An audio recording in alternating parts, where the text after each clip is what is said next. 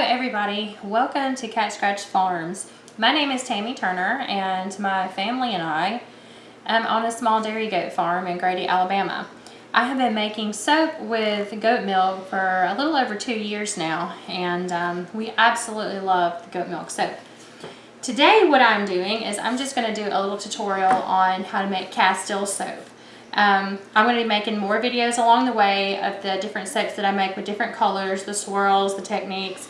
But I thought we'd start it off with something simple like Castile soap. Castile soap is 100% olive oil as the base oil. There's nothing else in there. There's no coconut or rice bran oil or anything like that. It is 100% olive oil. It takes this soap roughly 6 to 12 months to cure. So it is a pretty long process of the curing, and but the bars are so creamy and lotiony, and they are so good for sensitive skin, for babies, for anyone looking for a really gentle soap. This is going to be your soap. I have made several loaves of this in the past week, and they have been lavender scented, and this time I'm going to be using rosemary. Rosemary, I love the herbaceous smell, and it's just one of those essential oils that I love. I use rosemary and lavender in a lot of my soaps together, and they smell so amazing. So I'm going to be using, actually, this is the rosemary I'm going to be using today, and it is from Nature's Garden. And it is I found that I really like their essential oils and Essential Depot for my soap making. They both have the best essential oils that I've come across. And for my sodium hydroxide, or my lye, I'm using Essential Depot as well. I do use some lye flakes as well from Wholesale Supplies Plus, but I much prefer these little lye beads. But always remember when working with lye to stood up for safety. Wear your gloves, your long sleeve shirt, and your safety glasses. If you've never worked with sodium hydroxide, please stop what you're doing before you make any soap and check out my Anne Marie from Soap Queen on YouTube, and check out her lye safety videos and her cold process soap making videos. She is wonderful. She is the owner of Brambleberry. And I've made several videos with me showing you how to mix the lye and the milk. But today, I've already got my lye and milk mixed together because it takes so long with the frozen goat milk that it would be more than a one-part video. So I think what I'm going to do is I'm going to make a video specifically for mixing the two. Mixing the lye and the goat milk, which your goat milk needs to be frozen when you soap. So I will make a video of that and have it, and lye safety. I plan on doing all those things so they can be in the library there so you can see them. But what I have done is I did not have to melt down any oils because olive oil is already liquid form. So I just put my olive oil in this glass bowl here, and I heated it up to about 85. I like my oils to be a little warmer. I soaked colder yesterday, and it took forever and ever to get it to trace. So today I'm soaking a little bit warmer, but I do not want my goat milk and my lye to get over 90. If it gets, between 90 and 95, that's not too bad, but I like it to stay below 90 because I don't want to scorch the milk. So I don't know if you can see, but this is my goat milk lye mixture here. And it's ready to pour. So it's roughly 80 degrees, and my oils are roughly 85 degrees. So we're going to start there. And I have my stick blender already in hand. It's my cuisine art. I love it. And what we're going to do here is we're going to add the goat milk and lye solution to our base oils, and we're going to mix it in well, and we're going to stick blend it. And after we get it to a pretty good trace, we're going to add in our rosemary essential oil, which I put in a glass container. If you know anything about essential oils, they will eat through plastic or styrofoam. They will eat them up. So like I said, I use different essential oils than I do for my medicinal purposes here. We use Young Living for medicinal purposes. Oh, I got a child screaming. That is one thing about us. We're a homeschooling family of 3. Like I said, our kids help us with the dairy goat farm. We do the goat shows and all that good stuff. So if I make videos, there is going to be drama somewhere. Not usually this much screaming. For that, like I said, there's always drama here. The children will be in some of these videos too, especially when we do the farming stuff. So what I'm going to do is I'm going to pour in my goat milk lye solution into the base oils. Oh, little country bumpkins. So I've just poured my oils into my lye solution into my oils, and I'm just going to take my stick blender, just kind of get it started. And I take my little spatula here and just kind of get the bottoms and scrape the bottom of the bowl.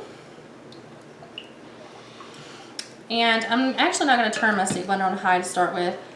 It takes for a really long time to stick blend this solution because it does not trace very fast.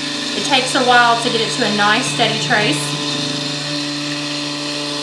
And I do not pour my Castile soap thin at all. It needs to be at least a medium trace before you pour it into the mold. So, and today, I don't know if you can see this or not, but I'm using the Crafter's Choice 1501 mold. It's the silicone mold, and it is a smaller mold, and I'm making a smaller batch. But it is so much easier to unmold this soft soap than with your traditional molds.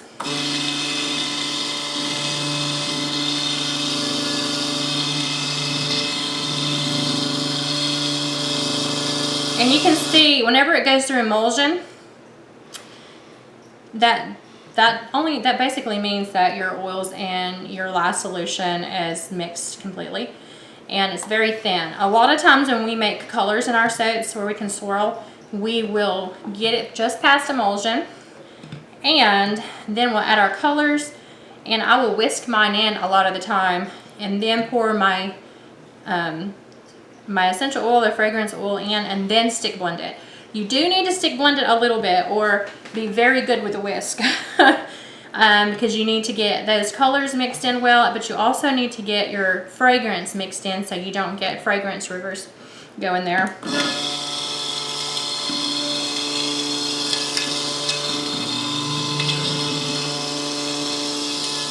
We're going to go ahead and we're going to add our rosemary essential oil at this point. Now, it may take it back down a little bit, or it may thicken it up, so you never know. Just going to get all of that out of there and try to take the spatula and incorporate it at first, and then we'll get it in. Okay. Now, mix it in. Really good with the stick blender. You just want it evenly dispersed throughout your entire loaf of soap.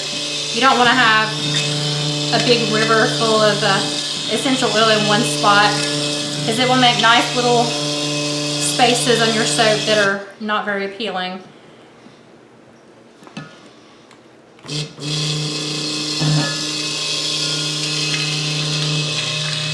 It's just about ready to pour into the mold.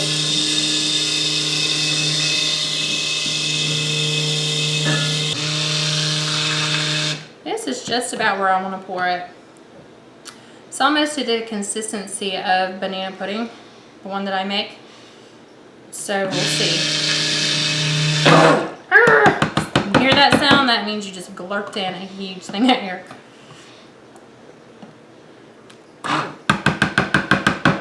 It's not going anywhere. There we go.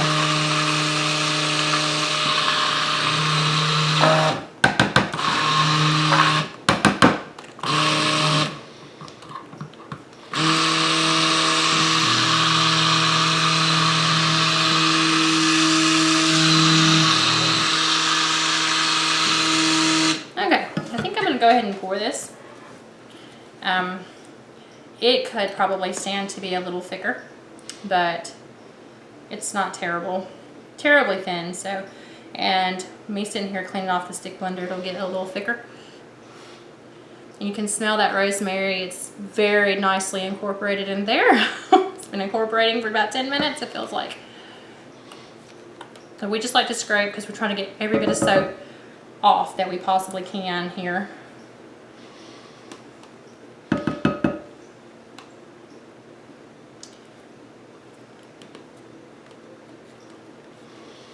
Okay. So I'm going to take off the tip. Give you a break. Give my stick blender a small break. Okay, I don't know if you can tell, but we are at a pretty good trace right now. See, it doesn't just glop right back in there. Kind of just, you can actually let it stay on the top when you swirl it. That is a pretty good trace. Okay, and like I had mentioned, I am going to be using this Crafter's Choice mold. It makes about 7 bars and then a sample bar, which I will be splitting in half, so 2 sample bars. And it's just a nice mold, and it's very easy to unmold. And surprisingly, even though this Castile soap has to cure for about 6 months, it comes out of the mold very easily within 18 hours. So I took mine out about 4 hours ago, and I'm going to cut it up in just a minute and show you. But it came out surprisingly well.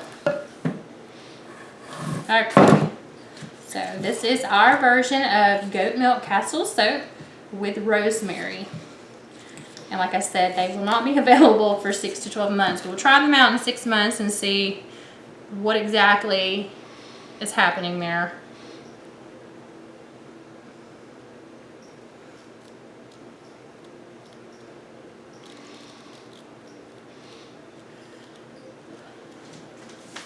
And it makes a very pretty bar of soap. And it makes a very white bar. Now, I'm not sure how rosemary is going to behave, but rosemary is kind of got the coloring of lavender, which is a clear color. When you start getting into your oranges, your orange essential oil, it is going to give you an orangey texture tone. A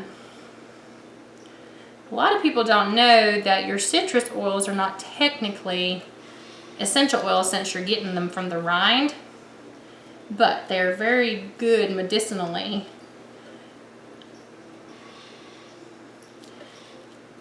To use. Sorry, trying to get every little bit of this out that I can so we can make nice bars of soap here. I'm just going to get all this off of here. Then I will go over and wash my hands.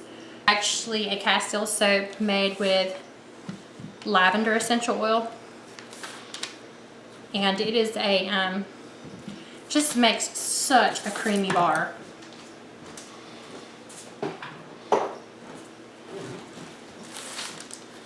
And I just kind of want to show you how they look.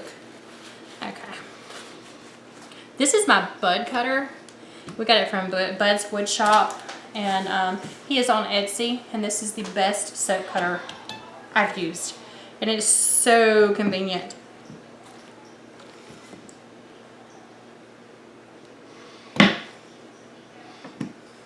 So this is the bars that you get.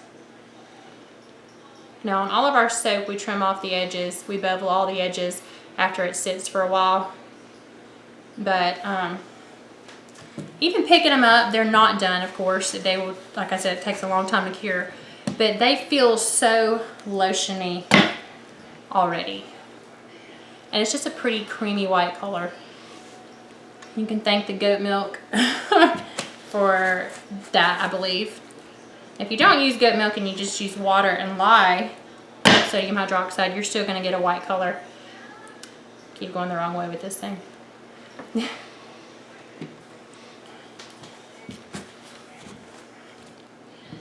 So if you're a soap maker and you're making a pretty good bit of soap, but not a ton of soap to where you would want to use a multi-bar cutter, I highly suggest the Bud cutter for tops. See how those are done? We just take a spoon or a butter knife to make those tops look like that.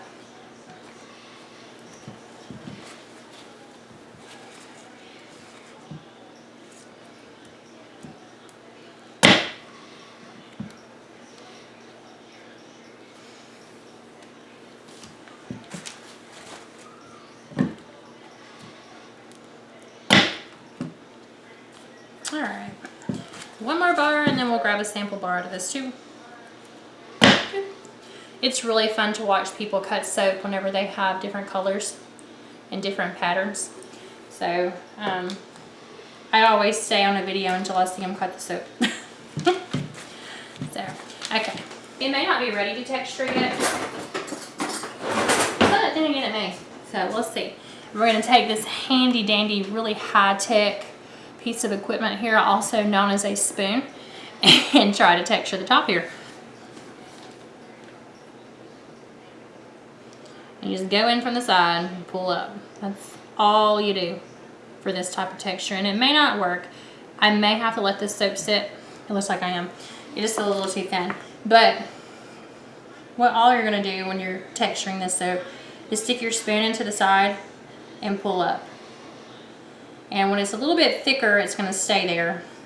Like I said, it's not there right this minute. So, but anyway, thank you so much for watching this video. And I hope to get many more out there, and I'm really, really hoping that each video will be better than the last so that we can actually put informative videos out there for people to see, and so that you can learn this craft. Or if you already know this craft but you want just a different recipe, that works too. I'm actually going to give the recipe for this because, you know, I have my normal recipe is always my base recipe, and I just add, you know, your honeys, and kale and clay usually goes in all of mine. But this one is 8.44 ounces of frozen goat milk, 3.75 ounces of sodium hydroxide, and 29 ounces of olive oil, plus 1 ounce of rosemary essential oil. I do not add the 1 3/4 ounces like you would typically add to this batch, because these are supposed to be very good for your skin, and lotiony, and very mild. So these mild batches, they do not need to have a lot of anything in them. So, but okay, I hope you all have a blessed day, and till next time.